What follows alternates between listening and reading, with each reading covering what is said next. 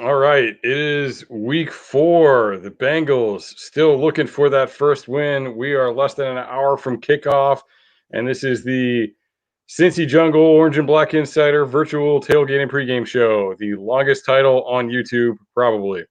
Brought to you by Narragansett Beer. So, what is going on, guys? How we feeling heading into this one?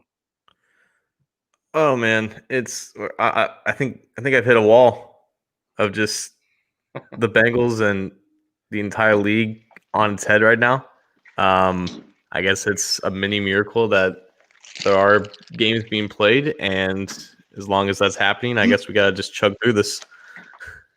Very true. So the update on that, by the way, the Patriots once again everybody tested negative except Cam today, so that game is on. It is scheduled.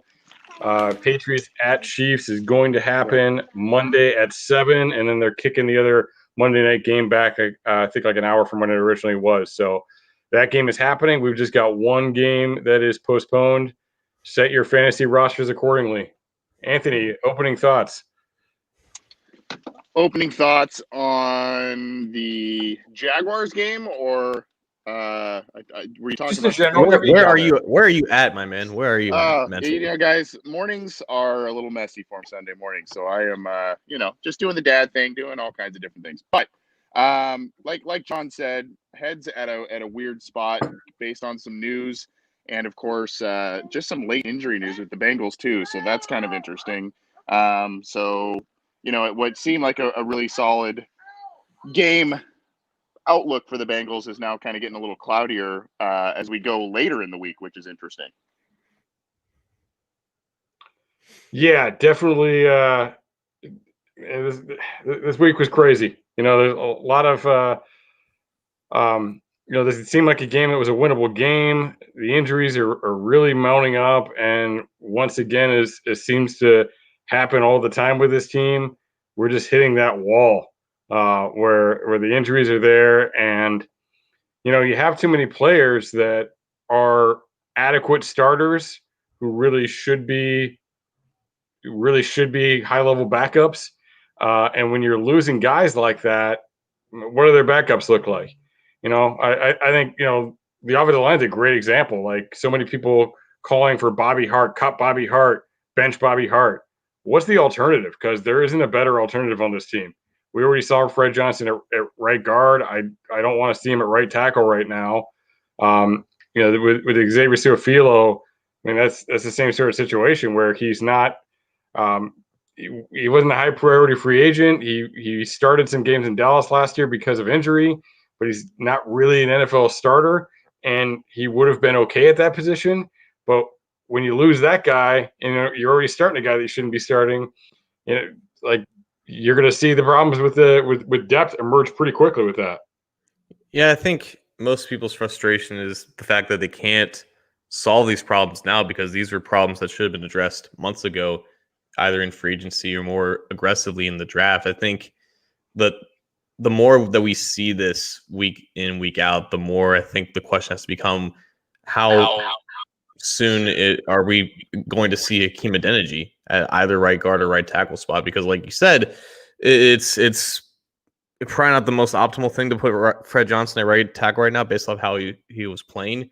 But you're right. Like they have no other option aside from Bobby Hart, aside from Hakeem Adeniji, and it's just a matter of how comfortable they are playing him because he's quite literally their last resort. And I think it should be like they are trying like everything that they can because they're starting Alex Redmond at right guard now, but it's like we know it's not going to be enough. And I think that's where a lot of the frustration stems right now because the only more proactive thing that they can do is find someone else either at free agency or either on the street right now in free agency or try to do something via a trade. And we know that that's probably not going to happen. So I think that's where a lot of just the madness kind of stems from right now. Yeah, definitely frustrating right now moving forward. But I mean, they've got the game this week. They've managed, despite some deficits, to stay in games. They just aren't figuring out how to win games, and that's been a problem, and it's something we talked about last year where we all knew the outcome of losing those games last year was going to be Joe Burrow and we knew that was going to be a positive. But the issue is they don't know how to win, and without making a change at the top, that's a very hard hurdle for people to overcome. Right, and I think, yeah, exactly. Like the point of this year was just growth in terms of how they played together, and maybe the results would come. But I think we can also look at a couple of positives. We can transition like from their still bad offensive line, but I think in this game specifically, the over has moved from like 46.5 or 47 all the way up to maybe almost 50. So I think Vegas and everyone else knows that this is going to be a high scoring game. This is an opportunity for the Bengals to put up, somewhere in the high 20s, maybe even 30 points. Because fortunately for them, like the Jaguars don't have the same pass rushing units as the Chargers, the Browns, or the Eagles for that matter. And their secondary is also very exploitable, like the Eagles secondary was last week. So despite all of their issues up front with the offensive line and the fact that they can't get a deep ball completion to any of the receivers, I think this is a great opportunity for both of those problems to be alleviated at least slightly, whereas they're going to need to put up points because they need to in order to win based off what we saw the last couple of weeks. And like the Jaguars are capable of putting up points on the ground with James Robinson, and Gardner Minshew can have a good game as well. So I think people are expecting a lot of points in this game, and it's a good chance for both parts of the offense that are struggling right now to show some improvement. Yeah, do you guys think the deep ball gets cured this week with the Bengals? Do you think that Burrow will kind of be able to make some plays that he hasn't been able to connect on? In talking with some Jags people, I kind of feel like that's going to be something that's going to be there this week. But like I said, it's been pretty non-existent the first 3 weeks. Yeah, I mean, they're trying. I mean, they at least got an explosive play out of Gio, but not exactly a deep target pass. So yeah, I mean, they need to figure that stuff out. I think a lot of that stuff comes down to the continuity and Burrow and the receivers being on the same page. We've seen that quite a bit with AJ, but also with T. Higgins, that it doesn't seem like the receivers know where Burrow's going to put the ball. And another thing that John actually tweeted out earlier in the week a video where he looked at a couple of the crossing routes. I did a video earlier this week on all the third downs. Both of those were actually third down plays. And, they're doing these mesh crossing routes, and guys they're not in the right spot. They're not tight enough to each other, so it's not getting open. And the two that John pointed out were both AJ Green third down completions where he's tackled short of the first down because the man is right on him because that mesh didn't happen. So I think that's a very interesting, kind of point to bring up with it, is that we've talked about the receivers being on the same page as Burrow, but the receivers aren't even on the same page as each other yet. So, I mean, without OTAs, you can understand they're going to be behind the 8 ball, but at this point they've had the full training camp even without preseason games, and now we're a month into the season. So you gotta start clicking on some of these things. And this is the time to start, I think, because a lot of people equated the first 2 or 3 weeks of the season to be, I guess, the pseudo preseason of this year, as the only games that they've played so far. This is probably the starting point based off of who they're playing and the time period of when they're playing them. Like, this is the point where these things have to start clicking. If they don't, then it's an even more pressing issue with coaching and just the players just not meshing together in general. Have no fear, my friends. Alex Redmond is here. Alex Redmond is here, and he is going to cure all ills for the Cincinnati Bengals, right? Over under 30 penalty yards. Whew. You mean from Redmond alone, or? Yeah, sure. Well, they haven't been calling holds this year. I mean, what's been killing them has been the false starts. Getting behind the numbers. We talk about running the ball on 2nd and 10. It doesn't really matter what you do on 2nd and 18. You know what I mean? Right. Like when they're really put behind the numbers, it's just you got to take 2 shots and you're in trouble.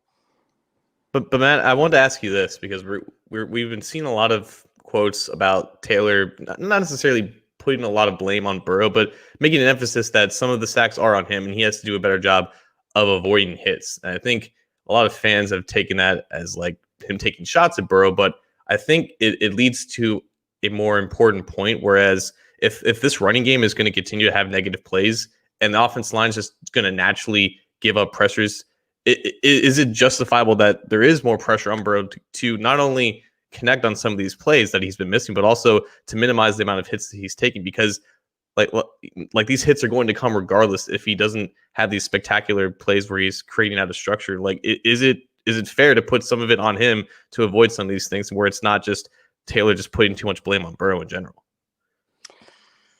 I mean, I can see it either way. I think it's fair because, like in the Jim Turner interview this week, he talked about how Bobby Hart gets blamed for everything and Bobby Hart gets dogged for everything. And I mean, that's totally true. Cause I'll put up a video clip where I'm talking about something that Jonah Williams is doing. And like the first comment will be like, "Oh man, Hart's awful on this play." And I'll look at it and be like, "Man, he's pretty good." Like that's all right on that play. So we do tend to blame those guys. And obviously a lot of the focus right now is on the offensive line. However, look, Burrow's a little bit older. He's a pretty mature guy, but still putting all of that on him as a young guy is almost like giving him the opportunity to become Ryan Leaf. He's not, he never will be, but you know what I mean? It's like, man, why put too much of that on him? He's got enough on himself. So, I mean, I would more take it. I think Taylor should take it more on himself. I mean, I think some of these sacks are scheme related. I think the Drew Sample sack was something that Burrow checked to, and I don't think he could check to anything else. And I think it was a good call probably because they only brought 4, but they were showing a 6-man pressure. So having Sample there is better than having nobody there. There's another example. He got sacked on a boot where there was nobody to block the guy. So, I mean, I know he's got to gain depth, and I think Taylor talked about that too. He's got to gain depth on that, but still, some of these sacks are kind of coming along a little bit into the scheme, and I mean, I think Taylor should take that stuff more on himself. Anthony, what do you think? I don't really like the idea of Taylor kind of throwing Burrow under the bus. I do think that some of these sacks he may have run into them, or he may have run into some pressure, but like you said, John, he's trying to create. This is who he is. He tries to create off of pressure. He tries to get away from the sacks and the grasp of defenders to make something happen. And every once in a while you're going to get that maybe with Joe Burrow, and that's just kind of part of the deal. But you're also going to get those wow plays that, like the one we almost saw last week. Well, we did see it, but it ended up being called back. So you're going to get these wow plays, but you may get a sack here and there. I don't really agree with kind of throwing your young quarterback directly under the bus. I think you could have made, if you're Zach Taylor, kind of a general statement saying, we got to improve in a lot of different areas, blah, blah, blah, blah, blah. So I don't really like that. One thing that I did notice going back to Redmond, I kind of made some comments about Alex Redmond on Twitter, and I noticed that some fans are saying, I would rather take the penalty flags than the sacks and the hits. I mean, it's kind of like, well, is that where we're at with this whole thing? I mean, we're kind of conceding penalties and all of that. I don't know if you guys have some thoughts on that. I'm kind of like, I mean, I guess, but penalties are still drive killers anyway, like sacks and big hits on a quarterback can be. So, and unfortunately with Redmond not playing for a really long time, he's gonna be rusty this week. So even a guy who may commit 2 penalties, 3 penalties a game, is that going to be up now because he hasn't played football in a really long time, no preseason, etc. Well, we are definitely at the point where it's just a flat out positive that he doesn't have to go up against Fletcher Cox or Larry Ogunjobi or Sheldon Richardson or Jerry Tillery, or the guys that Suafilo, Price, and Johnson have had the unfortunate luxury of doing so. So he has a good matchup this week because there's not a lot of good talent along the Jaguars' interior defensive line. But that was what I think Billy Price thought in his mind when he allowed Cox to go up the field untouched, and then he held on to him the last second to avoid an obvious sack. But like with Redmond, the flags have been the issues with him in his career. Like he would be a decent backup in this league if he could just cut down the penalties, because he does do some positives in the ground game, but you just can't rely on him at all in pass protection. So right now he has the luxury of having a good matchup where he may not have to do the things that Billy Price had to do against Fletcher Cox because he was just so physically out and technically outmatched. But yeah, at the same time, we're just looking for anything that we can get because this is still Alex Redmond. Well, league-wide, there have been less penalties, less holding penalties all year. So, maybe this is like an Alex Redmond season, where if he cuts those in half just because they're not calling them, that could be the way to go. So, Anthony had a conversation earlier in the week with JP Acosta, who covers the Jaguars, and talked a little bit about the Lions. So we'll just take a look at that, a short clip from that real quick here.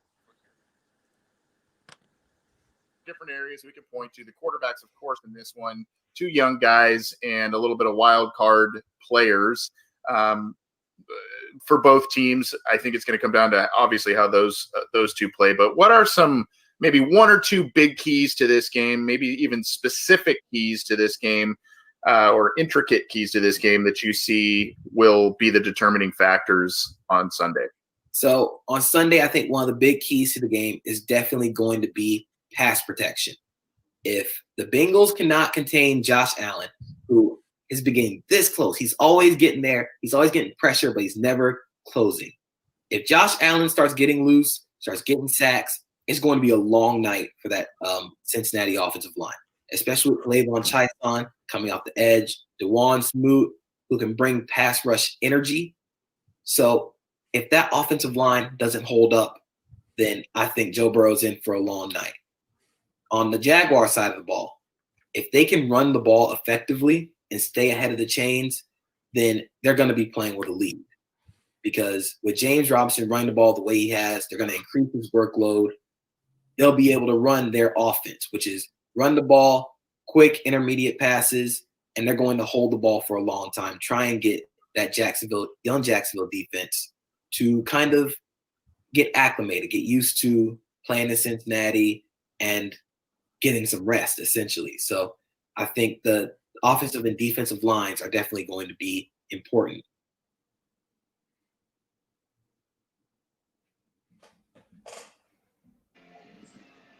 Who's that handsome guy with the tank top?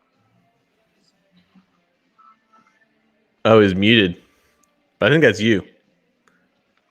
Oh, that's me muted. Sorry, my bad.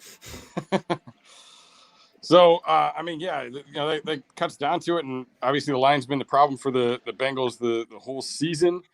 Now coming back, it is, John, as you pointed out, it's not like the Browns. It's not like, there's no Bosa, there's no Garrett. Do you think that they can hold up against these guys? Do you think they can hold off a Josh Allen, keep it from being a Josh Allen breakout game? Well, this is, I think, the ultimate litmus test. Like, every NFL team has at least one good pass rusher that can get home consistently. Like, that's the expectation. If you expect to go up against a defensive line that doesn't have anyone who can win in a one-on-one situation, you might as well just be playing college. Like, that's not – this is the NFL, and defensive line talent is king. So from that perspective, the Jags are pretty below average because right now all they have is Allen, who can consistently generate pressure and affect the pass scheme like that. If they can't contain just him and Burrow gets stacked 3 or 4 times from just clear early wins and pass protection, like this offensive line is as bad as we think it is. This is the opportunity for them to prove that wrong and prove that they can at least contain 1 or 2 guys, where in the past weeks they've had multiple guys against some of the best defense lines in the game. But there are no easy weeks for an NFL offensive line in terms of pass protection. That's just how strong the NFL is at that position group. So with Jacksonville, it is an opportunity for them to at least hold their own and keep Burrow upright for most of the game. Yeah, and this is definitely going to be a challenge on both sides of the ball. I think the Bengals went out and they invested heavily in the draft at the linebacker position. Unfortunately, we're not going to see Logan Wilson this week. Maybe we see a little bit of Marcus Bailey, but I think we're seeing that position change to at least having a depth of some decent talent. The defensive back position, they did a lot there in terms of depth. They got a starter in Von Bell. They got a presumed starter in Trey Waynes we're not seeing. So they tried to remake that position.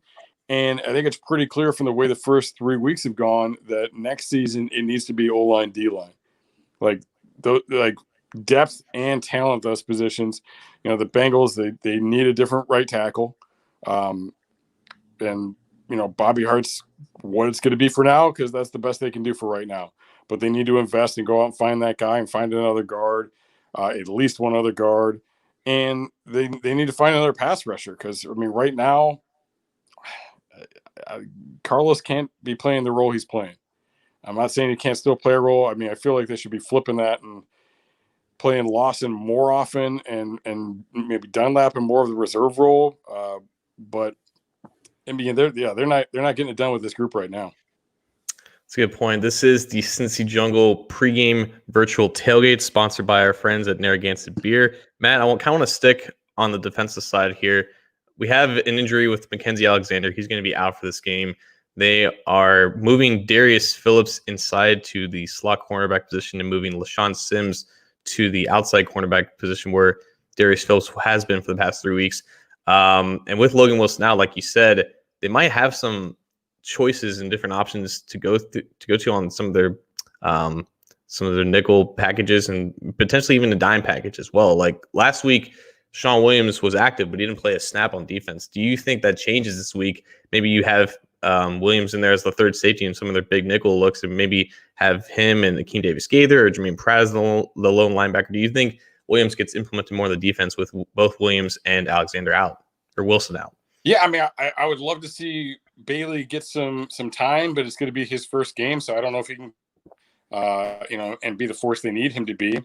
And the first game action at all, he hasn't been active. So, yeah, Williams could be a huge part of that. I think, look, there's a lot of negativity about Sean Williams, but Sean Williams is a pretty good deep field safety.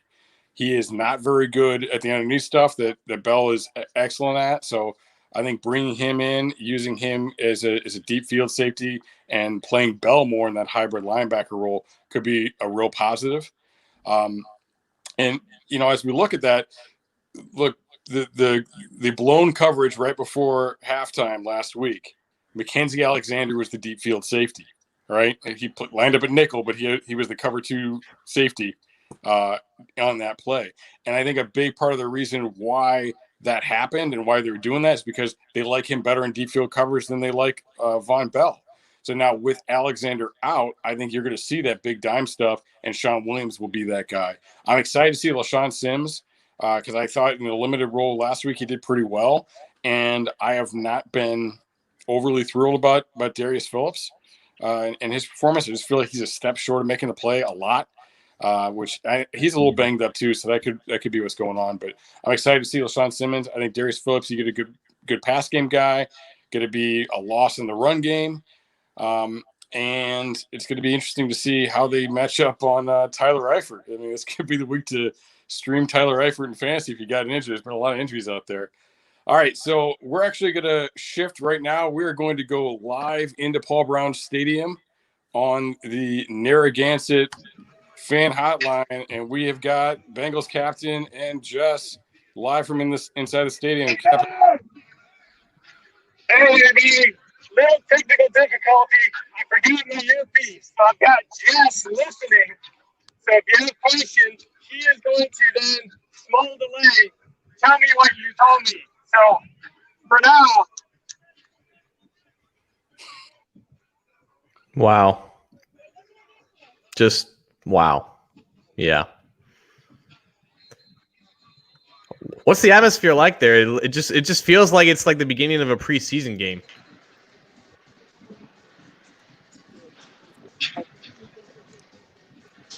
You hear us, Cap?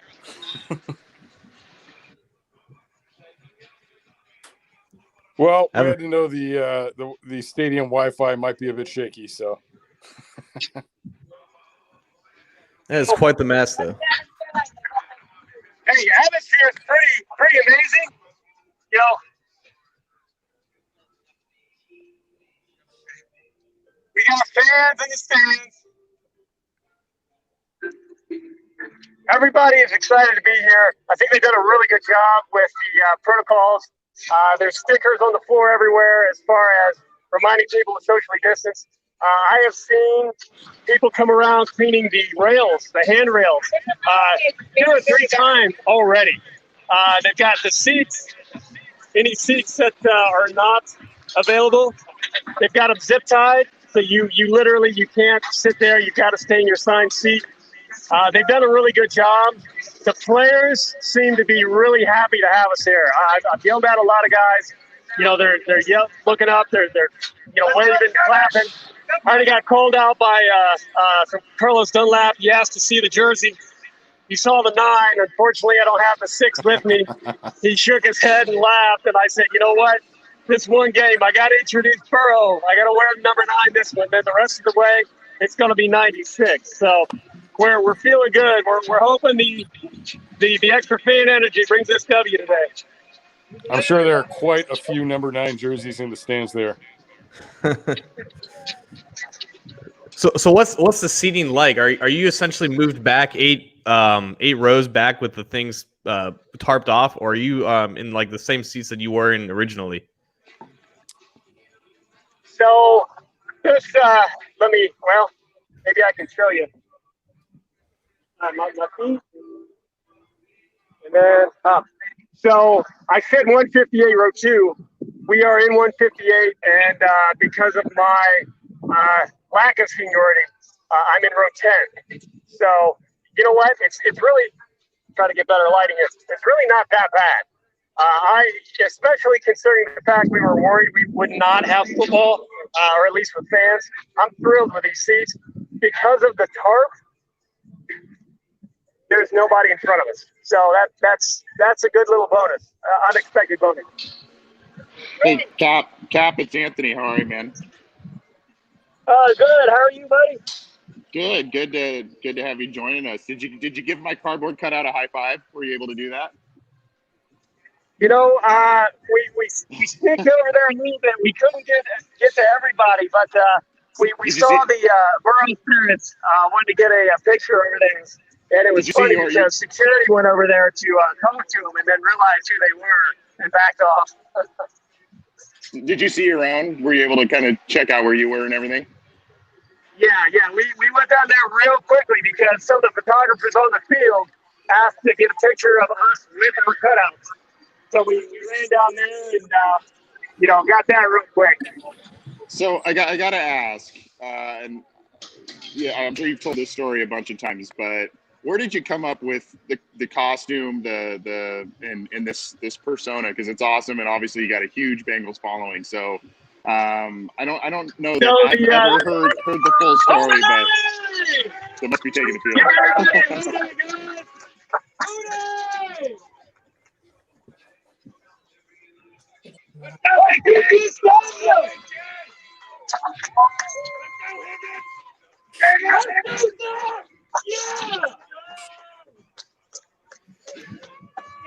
All right, sorry about that.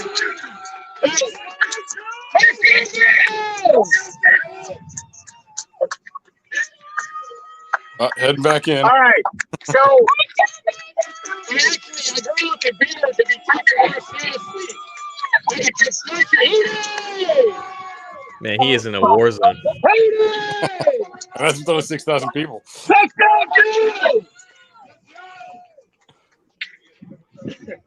So I grew out of Beer to be taken a little bit more seriously. I was like to a construction company, and they started calling me Captain Obvious. And the tailgate group that I'm in, they wanted to, Microsoft wanted to get a commercial with us. So, we got Houday Baby. We got all these people with these amazing costumes, and I couldn't be outdone. I didn't want to be the door that I usually am, taking my jersey into a cargo short. So we came up with this last minute. It was 2017. We got stomped opening game against the Ravens. And everybody liked the costume. So despite the bad results, people had a good time with the costume. And I've been wearing it and sweating to death in it ever since. That's where we are now. Yeah, you get that thing cleaned professionally every week or what? What's that? You get that dry cleaned every week or what? I do my best. I tried to take it to a dry cleaner one time, and because of all the glue and stuff like that, they said they didn't want to touch it. They didn't want to be responsible for stuff falling off. So This will eventually get burned and replaced with a more suitable, dry, cleanable product. I'm not that good, and I might smell a little bit. If you guys see me and give me a hug, I apologize. Oh, that's great. Hey, have you? Is there anybody from the Jaguars trying to copy you and be Colonel Mustard? That would be hilarious. I am open to anybody taking the idea and running with it. I know I got one of the Huda UK guys try to be a lieutenant for the Duncan Eden for any of the Thursday night games of Color Rush. He's going to go in all white, and I love it. But no, nothing else popping up. And I'm kind of surprised because the Dolphins are actually hosted, or they have an ad deal with Hotels.com, and they have Captain Obvious on their billboard. So nobody has done anything with a Dolphins version either.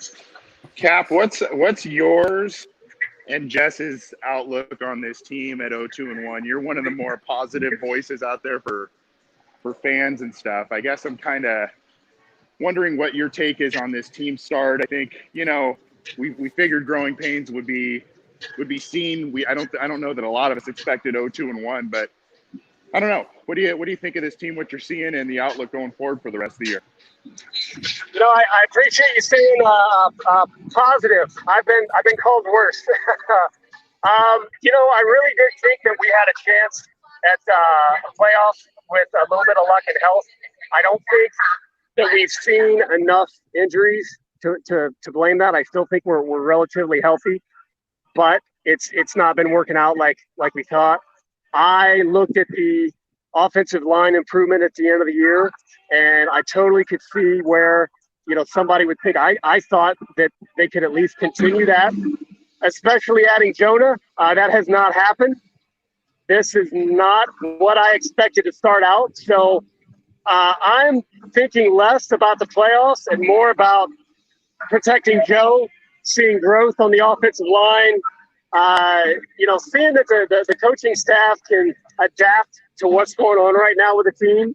I do want to see some wins. I do expect that we're going to get some wins, but, where I was thinking 8 or 9 wins, it might be closer to 5. I don't want to think that. I hope they catch fire. I hope things start clicking and they just go on a tear.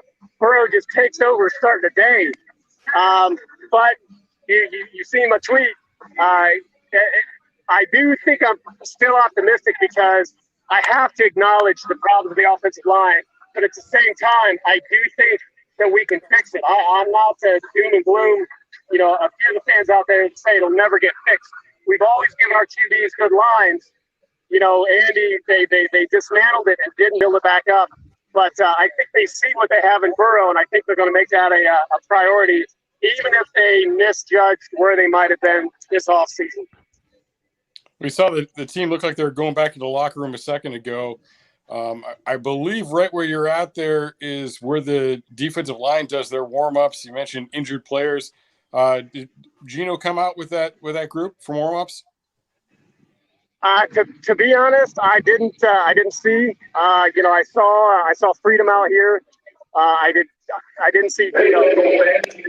That doesn't mean that he wasn't there, but I wasn't aware of it. Well, I think we got I think we're about 20 minutes from kickoff. Yeah. So we'll let you get ready for kickoff as well.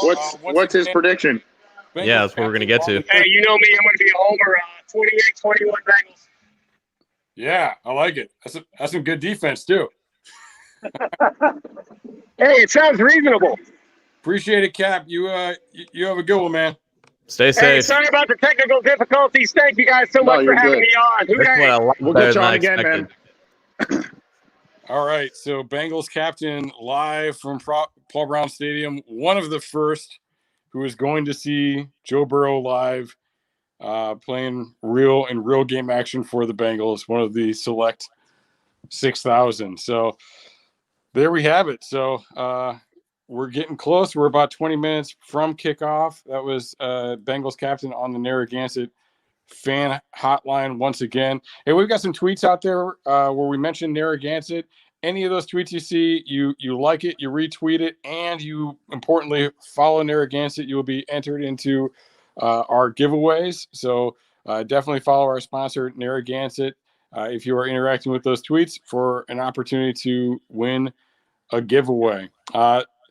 So we talked a little bit about what's going on up front.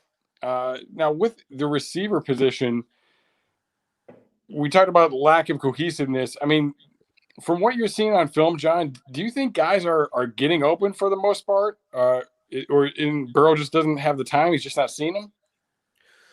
There were a few examples against the Eagles. I think you brought up your distaste for the QB sprint outs, where he just scrambles right to the right outside of the pocket immediately and try to get a throw on the run.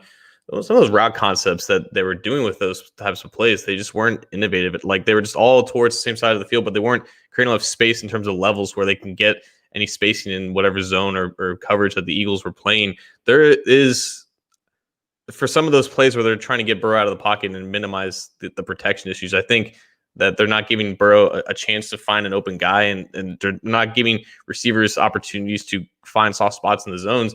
But it's also the fact that receivers have to work off of Burrow extending plays and making sure that not only are they staying in balance, unlike what T. Higgins did, but they're working back to Burrow and trying to get in a good place where he can find him on the run. So I think for most structured plays, the route concepts have been okay. But on some of those plays where a lot of big plays in the NFL happen, they need to do a better job of working back to him and getting on the same page with him. And also when they're trying to minimize the protection issues on naked bootlegs and play action rollouts and those sprint outs that we saw last week, they need to do a better job of creating more space for these receivers to work with. Yeah, that's it. That's exactly kind of where I was going with the bootleg stuff and the rollout stuff. They've done it last week. There was, I think, at least once that I can think of off the top of my head, if not 2 or 3 occasions where, he rolled out to the short side. The play was designed to the short side of the field, and there was just not enough room for these receivers to create and not enough room for the receivers to kind of get open. There just wasn't a lot of space to work with. So if you're going to do these rollouts, you got to design them more to the far side of the field, give yourself some more space. And then, I think we can all agree that Joe Burrow has looked far more mature than most rookie quarterbacks that come out and play right away. But, I mean, there have been some misses. There have been some moments where guys have been open and he just hasn't hit either the more open guy or the guy that's more capable to pop a big play. And credit to both of you. You guys have done a lot of film study and put that out on your Twitter accounts and on our YouTube channels and whatnot, showing the missed opportunities that Burrow has had. Now it has only been a few, and I think some of the more glaring ones have been in week 1. But some opportunities have been there. Other guys haven't stepped up. Burrow maybe didn't make the right read or the right throw, but I think it's part of the maturation process.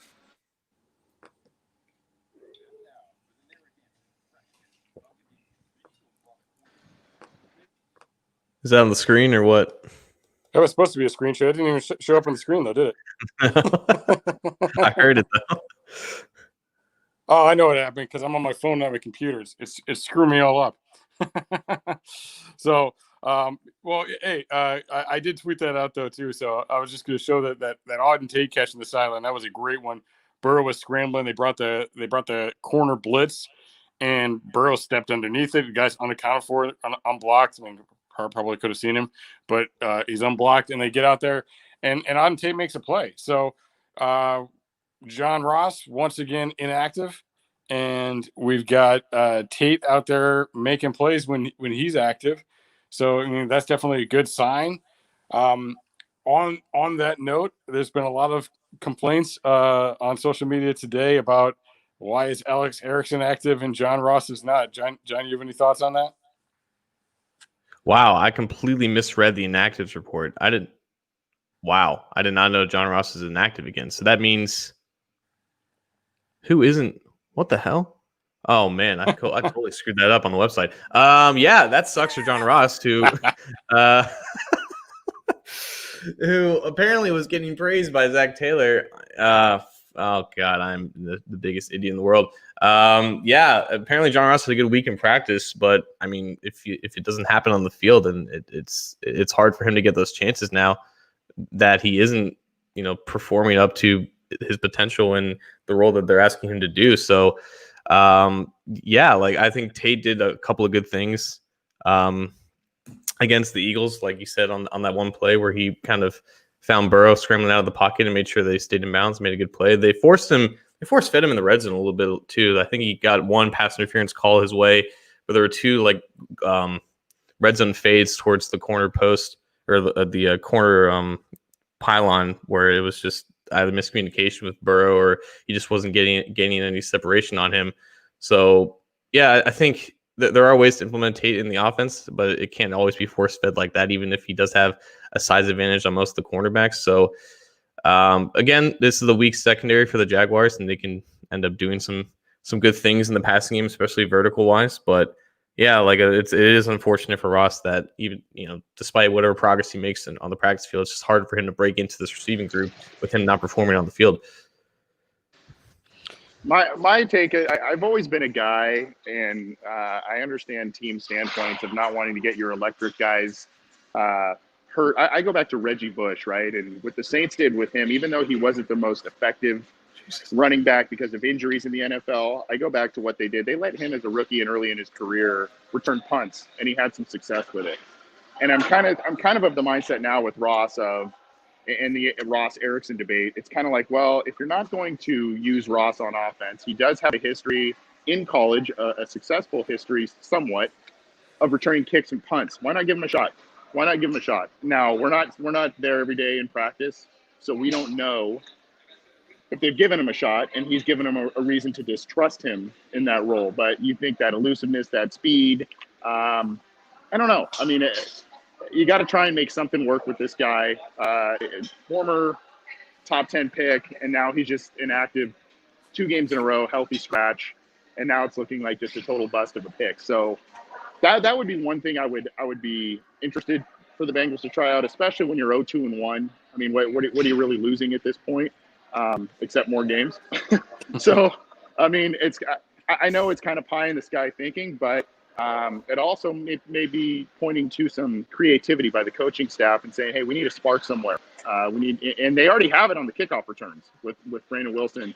He's already providing a big spark there. So it's kind of like, if you're trying to find something for John Ross to do in some area for him to excel and revive his career, maybe punt returns would be something. Maybe I'm crazy just for thinking that, though.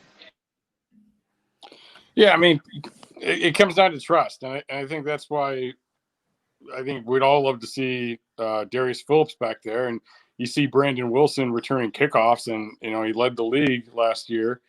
And you think, well, why can't he do that? But it just is a lot more pressure on a guy. And, it's a lot more likely to be a turnover. You drop a kickoff, you pick it up, 9 out of 10 times. You drop a punt, there's somebody right there smacking you in the face and recovering it. So, again, we're not there. I've never seen him in an NFL game where practice field a punt. So I don't know if that's the issue or not. But I don't know, I think at the end of the day that he's getting a couple reps on offense, but that is a special teams slot on the active roster, and I don't think it necessarily has anything to do with Ross, unless you're trying Ross at punt return. Yeah, and like you said, it's a lot more dangerous in terms of getting a guy back there who's just fielding punts, and if you can't do that consistently, it's disastrous for you. But that's just it's a little frustrating because that's the only reason why they have Alex Erickson active is just to essentially either fair catch a punt or run it for 2 or 3 yards. Because I mean, it's so rare to see quality punt returns in the NFL nowadays with all the things that they've done. And I was joking about this like a week or two ago, but honestly, the more I think about it, like I don't really know how much difference it would be if the Bengals just sent 11 guys after the punter and just had no one they're returning. If it's a good bounce for the punting team and they pin them down, like then that's just how it is. Like that's something that's possible. But also, like, you're just using an active roster spot on a guy that's only playing like 6 or 7 times on special teams, and he's not doing anything aside from just fielding the punt. So I think inherently Ross has slightly more value than a guy like Erickson, at least from an offensive standpoint. But they're only using Erickson for that one safe purpose, and I just don't know how much more that they can do with that while also just hindering their offense in general. Yeah, and obviously you don't want to see that muff punt turning the game around and setting another team up, but so that's a factor. But you can send 11, or you can just put Tyler Boyd back there and say fair catch. Like just put a guy who's sure hands and maybe isn't a speed guy back there and just let him catch the ball. For that roster spot, if you're just taking the fair catch, like Erickson did have a good. I want to say Erickson had like a 19-yard return that got him into maybe not the red zone, but like the green zone, like on the other side of the 50 or like inside the 40 last week. So it can set up a little bit, but how often are you getting that? More often it's a fair catch. And would it be more valuable to be activating John Ross, to be activating Stanley Morgan for using him on special teams? And also, if Stanley Morgan gets the 5 or 6 reps that Alex Erickson was getting on offense, maybe that helps him develop, and maybe he's actually a part of your offense and your special teams at some point.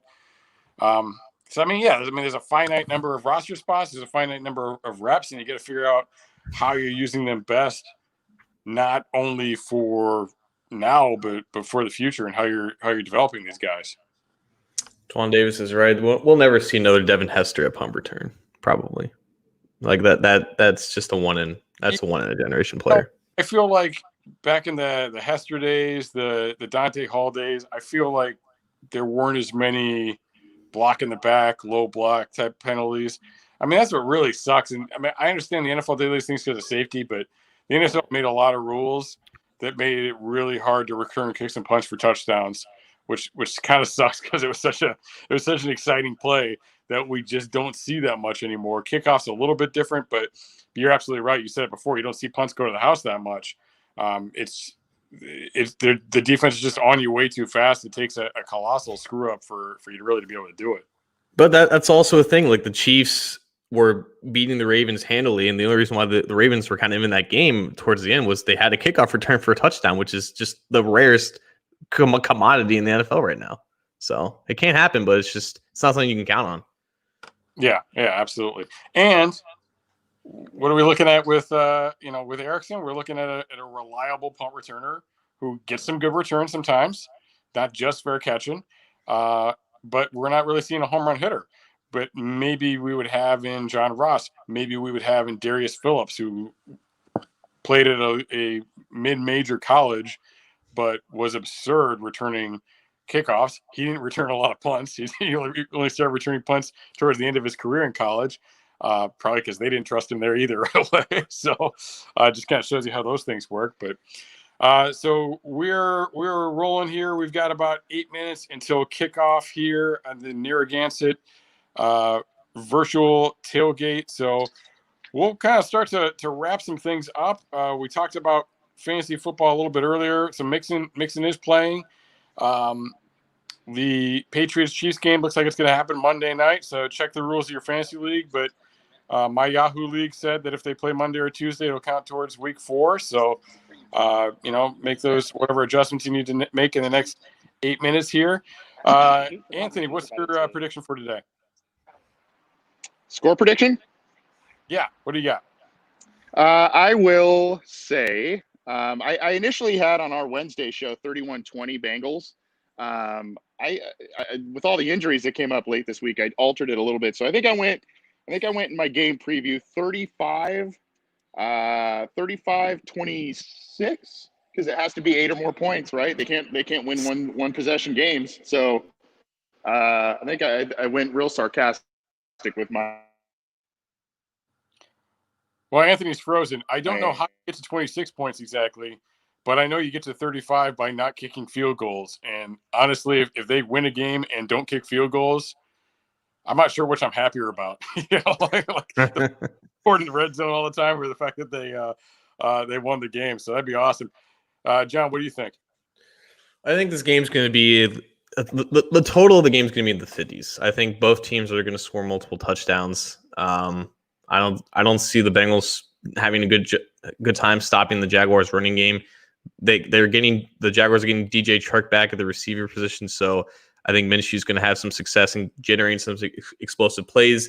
against a Mackenzie Alexander-less defensive backfield for the Bengals. So the Jaguars are going to put up points, but I think the good news is the Bengals have the capability to do that as well. I'm going to say, because there are going to be field goals in this game, because both offenses have issues converting red zone trips into touchdowns, I'm going to say like 30 to 24 Bengals. All right, 30-24 Bengals. Yeah, I mean, and so we said score in the 50s. You both have scores in the 50s there. I think it might be a little higher. I think both teams might score 30 points. So I'm going to go with 34-31, and they do win a one-score game. Get that monkey off their back. Get the first win of the season. They really, I mean, like, Cap was talking about looking forward and trying to get some wins, and look, for them to learn how to win this year, they really need to start now, because you need to get one or two before the bye week. After the bye week, you've got the Steelers, which is going to be tough, and then you've got 3 games that you should be able to win. With in no particular order. I can't remember what the order is specifically, but you got the Giants, you got the Redskins, and you got the Dolphins. I think the Dolphins are playing pretty well right now, but like those could be winnable games. But you got to learn how to win before you get to that stretch, and then maybe you are getting 5 or 6 wins on the year and having some kind of positives. The end of the season is rough. Got the Cowboys in there who are better than their record shows because they're losing to good teams. And that's kind of how it goes. Is we see these teams losing to good teams, and then when they play bad teams, they're going to win. So you got to be a good team for that. They got the Steelers in there, so it's it's going to be a grind. They got to come up with something here in the next couple of weeks. Win a game or two before the bye. So any other closing comments? We got about 3 minutes till kickoff, just enough time to grab a Gansett. Grab a Ganson indeed if you can. If you have been able to do so, we would really appreciate that.